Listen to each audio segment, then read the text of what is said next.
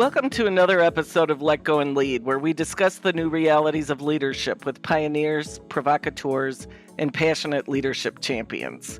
Today, we're diving into the world of human connectedness in the evolving workspace with Julia Hobsbawm, futurist of work, Bloomberg columnist, and author.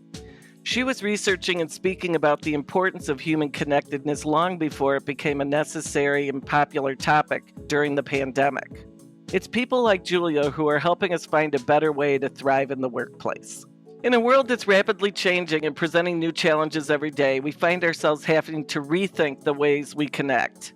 With her focus on social health and learning to thrive in an age of overload, Julia is the perfect guide to help us navigate these complex waters. So get comfortable and get ready to let go and lead. Hi, Julia. Thanks so much for joining us on Let Go and Lead. Oh, my pleasure. Nice to see you. I wish I was seeing you in person. Oh, I know, same, but I'm glad at least we could do it by distance, right?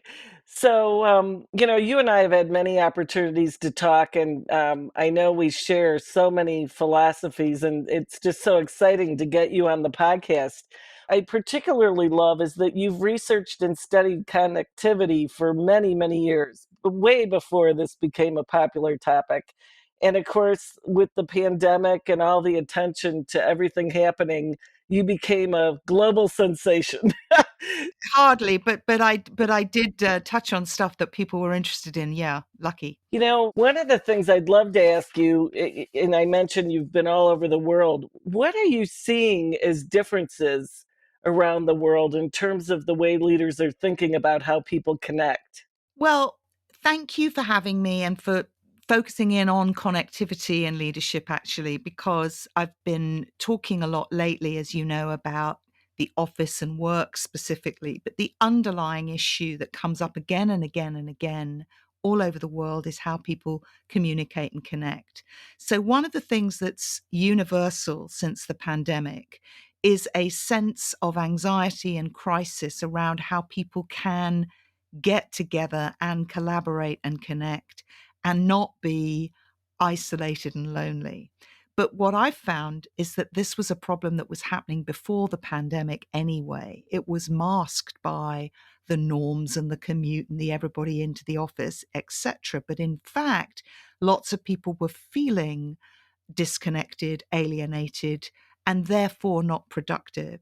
So I suppose if I want to generalize, it's that everybody knows the cat is out of the bag now. We're talking about what great social health, as I call it, means the state of healthy connection between people and people and effectively computers. And of course, AI coming into the mix now has made it a whole lot more complicated because it's brought many, many conveniences, but it's also brought a new crisis of trust. Who are you talking to? Who do you believe? Are you talking to somebody that you know or somebody that's simulating a person, etc.? So it was never easy, and it's actually got more complicated. And are you seeing a big difference globally from country to country in terms of how people are thinking about the ways people work? Yes, I was just talking to somebody today who I interviewed for my podcast about work, who runs an academic think tank. And we were agreeing that what we would love to see is a global dashboard, the kind of thing that a hedge fund manager would use of showing different commodities. There's a lack of tracking of the different countries. You have to really work hard to piece it together. And my main knowledge areas are America and the UK. But that said, the data sets and the connections I've got and some of the talks I've been giving really for the last 6 or 7 years in particular show that there are definitely local, regional, nationalist differences, but that the overall trend is pretty similar. Why? Because we're in a globalized world. The technology is the same, the HR practices are the same, the leadership systems are broadly speaking the same. So the irony is, I think now is a brilliant opportunity for people to start to act local, to think local and act local and almost de-globalize when it comes to managing their own issues around connectivity, productivity, and, if you like, the work-life issues around the workplace. One of the things I realize is I should have started out by introducing your book, just so that we had the context for this. Am I allowed to say which one? Slightly smugly. I'm about to finish. In fact, when I get off this call, I'm racing back to my desk because I'm on deadline to finish my fourth book in 7 years. So don't let anyone tell you the pandemic didn't make anyone productive, because I'm telling you, it worked for me. So which book do you mean? So I'm going to start by saying, in addition, you're the author of several books: The Simplicity Principle, Connectivity, and The Nowhere Office. Yes. So one of the things, of course, I'm very interested in talking to you about is all the trends on returning to the office or not. Yes, exactly. So what started all of this off? Because I was a sort of humble entrepreneur running effectively a small media publishing and events business for many, many years. And before that, I was in public relations. Um, I just have always been interested in connectivity and what I would call connectedness, and the relationship between people and machines. I'm old enough. I'm hashtag only 59, but I'm old enough to go back to the analog age. And we are now drowning in a sea of overload. So actually, the book that really began my writing career was there'd been a couple of books before that, but the one that I guess took off was a book called Fully Connected, um, Surviving and Thriving in an Age of Overload. And then the paperback came out, and the title was Social Health in an Age of Overload. Then I wrote The Simplicity Principle. Then I wrote The Nowhere Office. And actually, apropos connection, they are all connected. I mean, God forbid I'd be accused of self-plagiarism, but the truth is, if you read those books next to each other, I do recur different themes, hopefully not identical sentences, but the point is, I'm interested in these issues and I return to them not as a novelist does or a singer does, but as a nonfiction writer, I return to the same themes again and again and again. And the core theme for me is, why don't people get real about how work and life is for them? And why do they overlay and mask and obfuscate and therefore badly lead and badly manage? Something of an obsession of mine. And what have you found to be the answer to that? Well, the answer to that is not to, I'm almost jumping to your traditional last question. I think the answer to bad management and bad leadership is not to believe in any hubris, especially not your own, and that when the facts change, to change your mind. I think what's happening over at Harvard and the elite universities at the moment is a really interesting object lesson in terrible communications and very poor leadership, which is entrenchment in the face of disaster. And I think that that is very, very common as a response to bureaucracies. And what interests me is, how do you balance the tension between the individual and the at-scale organization? And the answer is, you have to really listen and iterate and change and U-turn and go short-term, not long-term, I believe. Right. And you've talked so much about social health, and you mentioned it a few minutes ago. Why don't you just share with our listeners a little bit about that and your thinking around that? It's interesting because I got interested in all of this when I got sick physically with burnout. I had lots of children. I had stepchildren, my own business. Like a lot of people, I went on holiday and I fell apart physically. Um, this was many years ago now. I got really sick. I got pneumonia and sepsis, and I very, very nearly died. Oh my gosh, I'm And sorry. yeah, and actually, years and years later, I turns out I have some sort of immune condition. So I've actually ended up being very interested in health because I don't have great health. And as I recovered from this, physical ordeal, um, I got interested in that whole question about health, physical health, mental health, recovery, stress. And I started reading up about the origins of the World Health Organization. And it occurred to me that given that so much of leadership is about, coming up with new ideas and freshness and agile and, new mantras, that the concept of health hadn't been changed since 1948 when the UN subset of the UN created the World Health Organization, which is that health is, and I quote, etched in my memory, the presence of physical, mental, and social well-being, not merely the absence of injury and disease. And I thought, okay, great.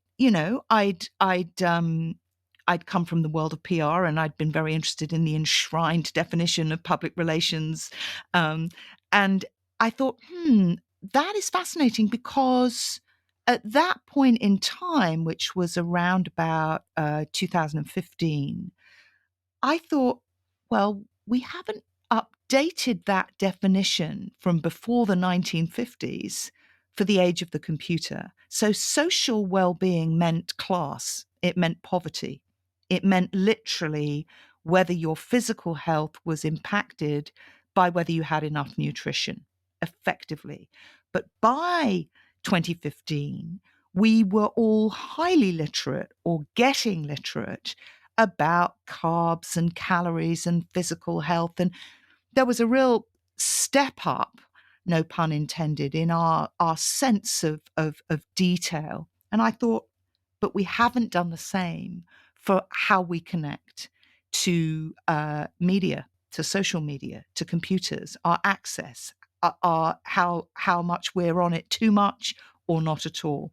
And that's what began my thinking about it. And I called it social health. And I've actually tweaked the definition several times, Maril. I can't quite ever decide on the totally final. But, the gist is what I said at the beginning. It's how do humans connect to each other and connect to technology in a way that is productive and fulfilling. That's social health. And I don't think we focus enough on it. And I don't think, just to wrap this thought, I don't think well-being has ever completely covered it or moved the needle. I think we need slightly harder edge to the discussion, which we are having now post-pandemic. I love that you keep tweaking the definition because society keeps changing. Why wouldn't your definition of social change? Yeah, I think it's great. thank you. Is you wrote the Nowhere Office. I understand that you came at it from a point of view that you'd been developing much earlier. And obviously the time became right. But what really triggered the book?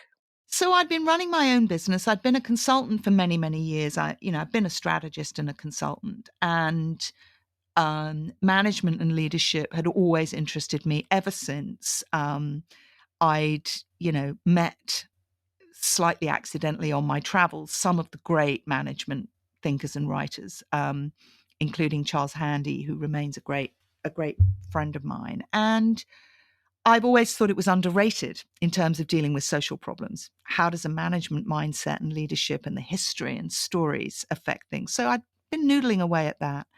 And in my career, which has been a little bit unorthodox, don't have a degree, been a visiting professor in a number of places, worked across a lot of industries, and I'm quite social and extrovert. I've been in a lot of businesses and offices and spaces. And I've always noticed that people were basically pretty unhappy in the workplace and that the workplace was pretty dysfunctional. And I used to talk about this and people would just sort of go, what are you talking about? Yeah, but no, but. I was getting no traction at all. And it didn't really matter because I didn't have any skin in the game. I was doing the job I was hired to do, going into these offices and what have you. But it bothered me. And then the pandemic hit, and I sat in this room um, promoting the simplicity principle that came out about 4 days after stay put notices all over the world. Thank you very much, fate. So I sat in my home studio giving a million interviews for about 6 months. And then I just woke up one morning and I literally felt the kind of writerly itch to scratch. It's the best way I can describe it. I was still running my network at that point. I was pivoting to WhatsApp. I was changing lots of thoughts I'd had and about networks and connectivity, which we can talk about. But I woke up one morning and I thought, everything I've been feeling for the last 25 years is happening, which is people do not like living and working like this anymore, and they're not going to do it. I just knew, I felt that. I was reading a lot of data. I was just, anyway, so I pitched it as an idea to a think tank. Um, I said, listen, I'll write a paper for you. I'll convene some voices for you. I'll keep my IP. I'll turn it into a book. What do you say? And it was possibly because I pitched it to a great woman. Nothing like talking to a great woman to get great stuff done. No disrespect to the men, but some of the best quick decisions in life have been made in my life by fabulous women. And she said yes. And we were off to the races. So I wrote a paper that was published in called The Nowhere Office, came out in, I think it was March 21, so mid-pandemic. And it got a lot of pickup. Financial Times and The Economist wrote a whole page about it. And pretty much everyone was kind of, oh, this is terribly fascinating. What a depressing image. This is never going to happen. And I phoned up my agent and I said, do you want to make a bet? You know, book agents are sort of like air traffic controllers, they take the slot. And she was fabulous. And she took the slot, had a book publishing deal. And all the time while I was writing the book, everyone was going, yeah, but I mean, everyone's going to go back to the office. And I just kept reading, kept writing, kept remembering those faces in those offices year after year after year. And I thought, they're not going back. And I've got to say, it's a really evolving landscape, but, I knew what I was talking about. And we are in the middle of the biggest crisis of certainly white collar work in at least 100 years. So in work for 100 years, and white collar work for as long as we've had it. Don't you think it really took the pandemic to really make this change happen? Because even the companies that were enlightened in trying to change the way people work were asymmetrical to everybody else. So it seems like it was a great benefit that we all had to shift at once to prove the concept. Yes. And one of the things I love about the concept of this show, let go and lead, is you have to let go. It's about not being in control. It's about recognizing what's the deal here and then responding, and the best leadership stories are the simplest ones. I mean, I'm actually rather impressed by the story of Henry Ford introducing the 5-day week in 2026. And before that, the $5 a day. I know there's lots of negative things you can say about Henry Ford, but actually, you know, Fordism and the moment 100 or so years ago when we experienced mass automation and mass production and mass consumerism and all the things that we're arguably living through now with AI a century later, was actually very much about Henry Ford. He didn't like to do it with the trade unions, but ultimately reading the room. And one of the things he read in the room was you cannot work workers endlessly and exhaust them and not pay them well. And then they won't even have the energy to buy your products. So I think that what we should all be looking for are the bright spot leaders who do good things because it's staring them in the face, and they don't behave like a pack animal. They don't get defensive and they don't make mistakes. No one size fits all when it comes to going back to work. It's a hugely complicated area. So I'm not advocating, even though I wrote the simplicity principle, I'm really advocating now the complexity principle when it comes to the workplace. But what I am saying is look for what your own workplace needs and your people need, and don't do what everybody else is doing just because you think there's a safety in that. That's a mistake. That's a great piece of advice. So, what are some of the specific ways that leaders can create strong connections for hybrid or remote teams? Well, one of the things I think leaders need to do, and this will be music to your ears, is let go and lead. Let go of the idea that there is a fixed norm that is the right way to do it, because it's workplace by workplace. And what that means is don't over index the discussion around culture and connection, because in the end, what people want from work before they get to connection, community, culture is, I think, I haven't read any data to the contrary, is they want fairness, they want good pay, they want good management. They increasingly, if they're young, want purpose. They don't want the commute if they don't need the commute. So the first thing is fix the right stuff first, I would say. When it comes to culture and community and connection, be very clear what you need technology to do, where workplace technology is better than home based and remote based technology, because there's a big spectrum of difference there.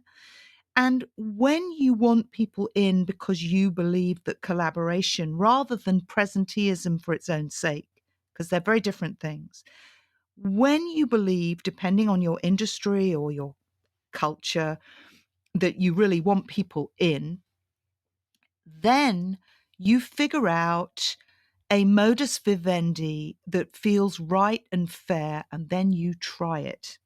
You know, a very senior establishment, institution, corporate executive saw me at a party at Christmas. And he said, he moaned about hybrid working and how annoying it was and how difficult it was. And, you know, I put on my head on one side face. And actually, it is hard. It's tremendously hard to get right for leaders. But he was really moaning about it as if how annoying that workers don't want to come in all the time. And he said, I've decided that maybe we'll move from the 2 to 3 days a week to a more shift based, 7, 8, 9 days in and then 5 days off. I think that's a good idea. What do you think? And I said, well, I think you could ask them and you could try it out. And then you could give them a window that isn't really a consultation window, it's a concern window where people can genuinely come and say, well, that's great, but my childcare doesn't work like that, or my partner's schedule doesn't work like that, or whatever. And he looked really surprised because leaders think often that leading is being decisive rather than saying, well, we're in new territory, let's be in the territory together. So that's the kind of, I would just give that as the caveat that the framework is a phrase that used to be mocked, which I always thought was rather brilliant, regardless of who said it, which is the known unknowns by Donald Rumsfeld. We're Yeah. in known unknown territory. So that's the baseline. Fix the big stuff first. Be prepared to do what needs to be done rather than what, your colleagues think is the right thing or you've been trained with your MBA to think is a decisive way to behave. But then community is about sharing. And actually, I've said since the beginning of the pandemic that I think that people need workplaces that aren't about doing the job. If you've got a workplace where arguably the work can be semi-delivered or comprehensively delivered externally, then the workplace has got to be for one or two or three of three things. And they are: one, to be social, to break bread, to get to the water cooler, to gossip, to just notice, oh, he's lost weight.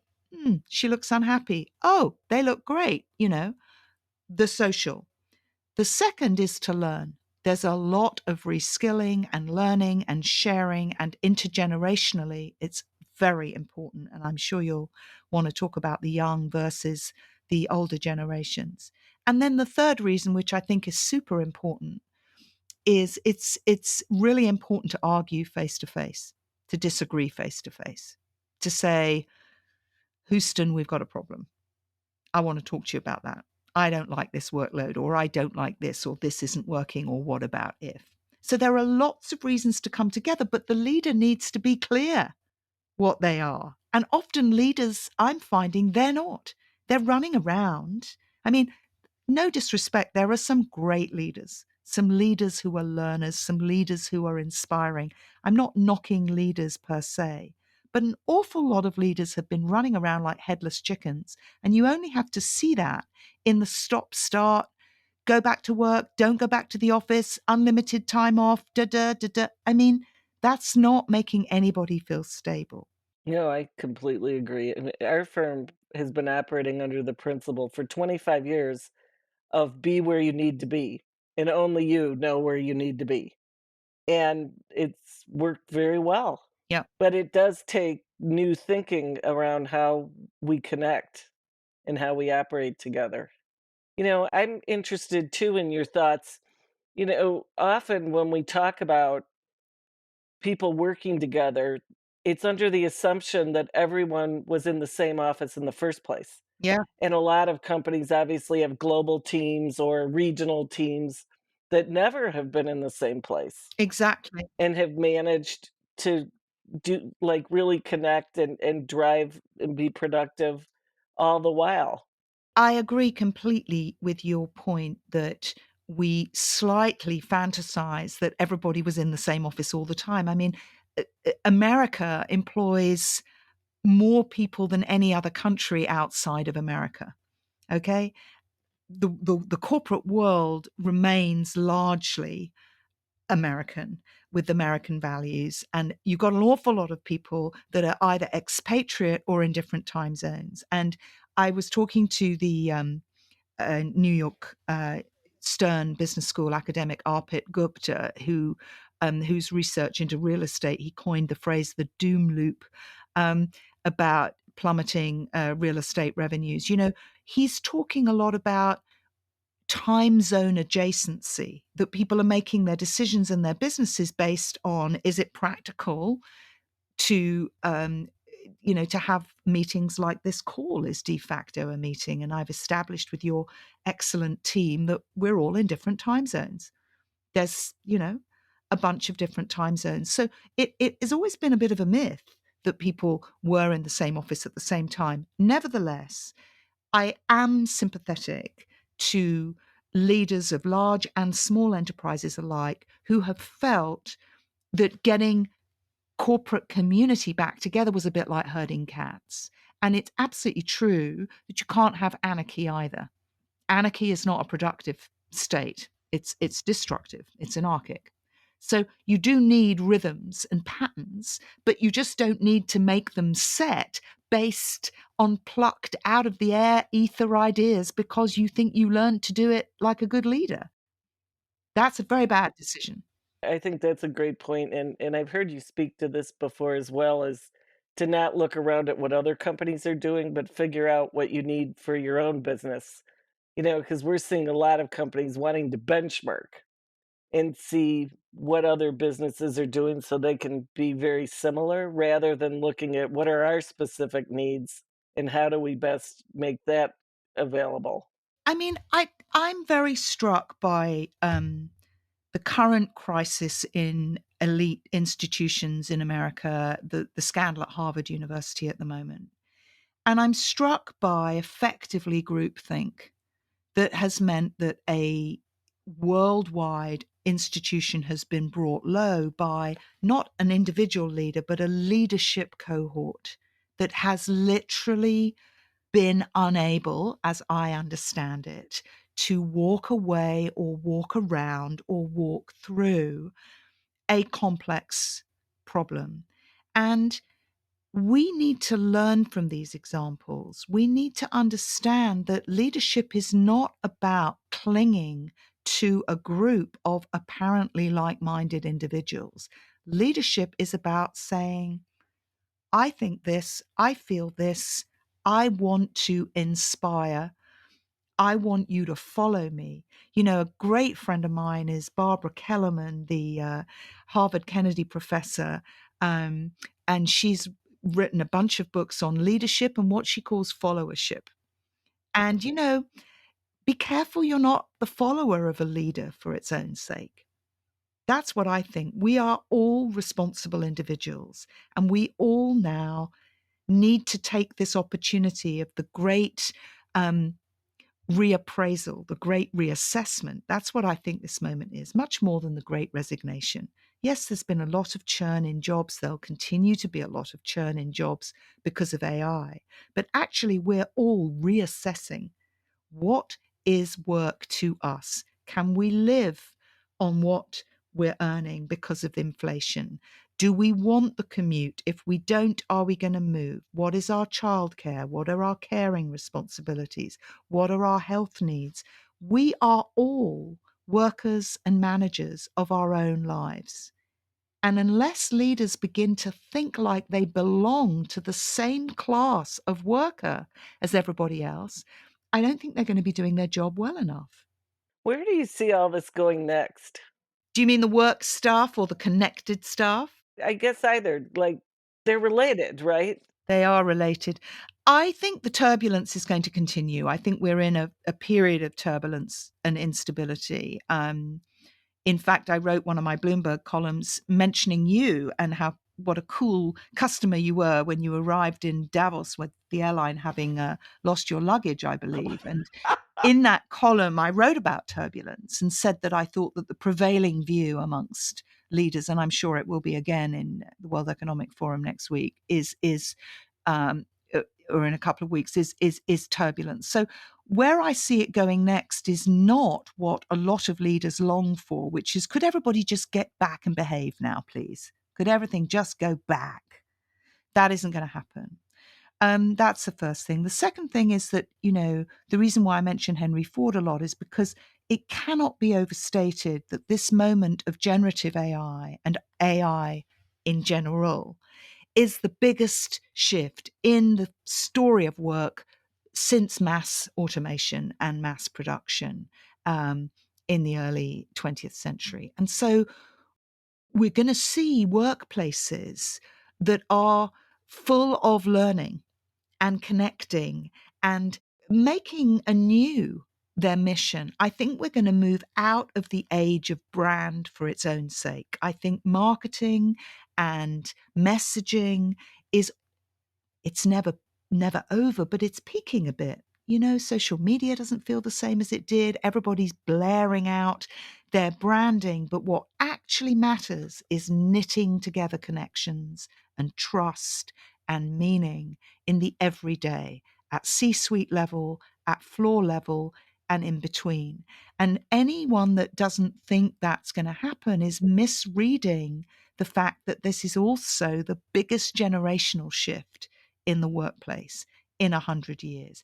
For the first time, you've got the ending of 7 generations working alongside each other and the passing of the baton from, the boomers, the X's, into what I call the amazing generation, partly because we're in an amazing era technologically, but partly because it's a sort of anagram of, the alphas, the millennials, the Zs, these young people who have grown up with screens. They've grown up with touch screens. They've grown up with a fundamental different relationship to technology, to knowledge, to information. They are going to be the leaders in the next 15 years. By the middle of this century, they'll all be leaders. We may live a 100-year life, but we aren't going to be the ones running the organizations. And it's going to be very different. So turbulence, change, and yet I think it's all great, or could be. I'm really optimistic about it because so much needed to change. One thing I'd love to ask you about is that you believe there's a new type of worker, a flexetariat, on the horizon. Tell us a little bit about that. Well, when I wrote my very first working assumptions column for Bloomberg, for their work shift section, I was asked, what do you think's going on? Like, what's the trend?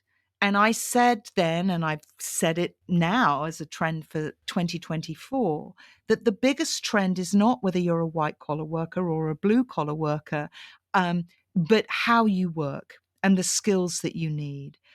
And generally speaking, we are all much more flexible gig and solopreneur than we were. You can just see that in the trends, whether it's World Bank data looking at developing economies or America. More and more people work freelance or independent. That's partly the economics driving it, and it's partly an increasingly preference. So the flexetariat is obviously, everyone's heard of the proletariat. It's referencing a kind of worker, but it's a worker that really puts choice and flexibility and mobility at the heart of what they do. And that isn't to be feared by leaders. It's to be understood and it's to be embraced. And whisper it quietly. Most leaders are flexitariats in their hearts too. And I know you've talked about this as the most interesting time in the last 100 years. Is that why you say that, or Yeah. And I think it's because, you asked me before about what is social health, and social health is a movable term that I use to describe the different ways in which humans connect to each other and to the technology at their disposal. And the fact of the matter is that the workplace was not healthy before the pandemic. The World Health Organization declared stress an epidemic in 2019. It declared stress as a contribute and stress, and the data shows that they mean workplace stress as a large element of it, and that workplace stress and stress was a contributory factor to disease. We know, and there are much better people to articulate this than me, like Jeffrey Pfeffer at Stanford University, for example, that there is just an absolute link between toxic, bad management and poor performance and illness. We need not kid ourselves that the world of work was rosy and fabulous before the pesky pandemic came along. So I see this as an opportunity and a reckoning to grasp the nettle. And the other thing I do, and I'm just writing my new book called Working Assumptions, What We Thought we knew before COVID and generative AI about the pandemic and what we know now. And the truth is that it's in plain sight, the disaffection that has been there. Work was not working well. Now, that isn't to say that I'm anti work. In fact, I clash with people who argue that wouldn't it be great if we didn't have to work at all? And a lot of technologists are of the view that, generative AI, it's going to take away our need to work. Well, I'm afraid I'm not keen on that. I think work's important to people. So I'm very pro work, but I'm not pro work that doesn't work. That's kind of my mission, is I want work to work. as you know, the topic of this podcast is let go and lead, and we've talked about that a little bit already. Is there anything else beyond what you've already talked about that you feel is really important for leaders to let go of? I think I've talked a bit about what they need to let go of. They need to let go of hubris and, rules and mores and ways of doing things that don't necessarily work. But I want them to pull towards them something, actually. I want leaders to pull towards them um, a curiosity to see what else is out there, to buddy up with um, organizations, institutions, case studies from the vaults. Academia is stuffed full of fabulous working papers that haven't seen the light of day for an extremely long time, and to look for the bright spots. One of my favorite business books is The Switch by the Chip brothers, Chip and Dan Oh, Heath. yeah. How Yeah. how small change makes big change happen, and it's a wonderful, simple theory called the bright spot theory. And the bright spot theory is never mind what isn't working, find something that is working. And I want leaders to pull towards them. Who is the person in the office that looks happy? Who's the person delivering great work who's not in the office? Who could inspire you to understand more what's going on? Don't just rely on feedback surveys and, you know, polling is fine, but sometimes people give answers they think are required of them. Really convene talking shops, sharing shops, and also be decisive and try things out and be prepared to flip and say, we've got the lease on this building for X number of months or years, and this is what we're going to try out with it.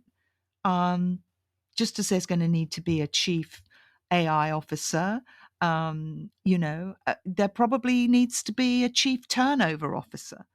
There probably needs to be a chief culture officer. We need to rethink the board for sure. So embrace the new and let go of the stuff that in your heart of hearts doesn't really work. Well, Julia, this has been absolutely fantastic. I just have to thank you so much for your time. It's been great. I'm just absolutely thrilled to be asked to be on the show. I just want to make one slight apology in that I'm a little entrepreneur. I'm not somebody that leads vast, complex organizations. And I know that many, many leaders are fabulously innovative and brave and courageous. I think they need to speak out. I think we need to hear from the leaders who say, I did this in Idaho. I did this in Singapore. I did this in Birmingham. And I did this in this industry. And I did this with this cohort. And we need a global movement of leaders, actually, just at the same time that I do think we need to localize how we do things. So I'm grateful for the opportunity. And I feel a little bit humble that, of course, anybody looking up my resume will know that I'm not a grown-up leader like many of your listeners and viewers. So thank you. Thank you. I really enjoyed my conversation with Julia.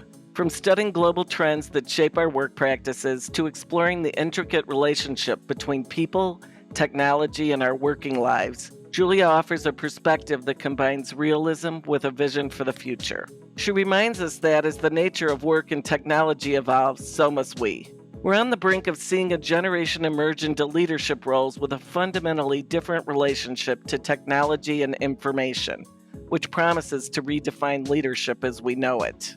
She believes leadership education, even the traditional MBA, is going to change drastically in future years. Julia also brought up the role of social health in the workplace. In other words, how humans connect to each other and to technology in a way that's productive and fulfilling. Pre-pandemic, the workplace was far from perfect, with stress considered a global epidemic. Julia reminds us the pandemic presented an opportunity, a reckoning, to reset our work environments and our approach to stress. We need work that actually works. She says leaders should embrace curiosity around change, including recognizing the flexetariat, or flexible worker, is a significant force in the future of work. And since the title of this podcast is Let Go and Lead, I asked her what leaders should let go of. Julia encourages us to let go of outdated hubris, rules, and ways of doing things that don't necessarily work today. She encouraged us not to look around at what other companies are doing, but figure out what we need for our own business. It isn't one size fits all. It's let's find out what works best for each unique situation. I hope you enjoyed this conversation with Julia as much as I did, and hope it inspires you to embrace curiosity and change in your own leadership journey. Remember to subscribe to Let Go and Lead on your favorite podcast platform, and be the first to hear conversations and ideas from other thought-provoking leadership champions, including Kate O'Neill, Mark Miller, and Bonnie St. John. And don't forget to check out archive interviews with Marshall Goldsmith, Howard Schultz, Seth Godin, and others. Thanks for joining, and see you on the next episode of Let Go and Lead.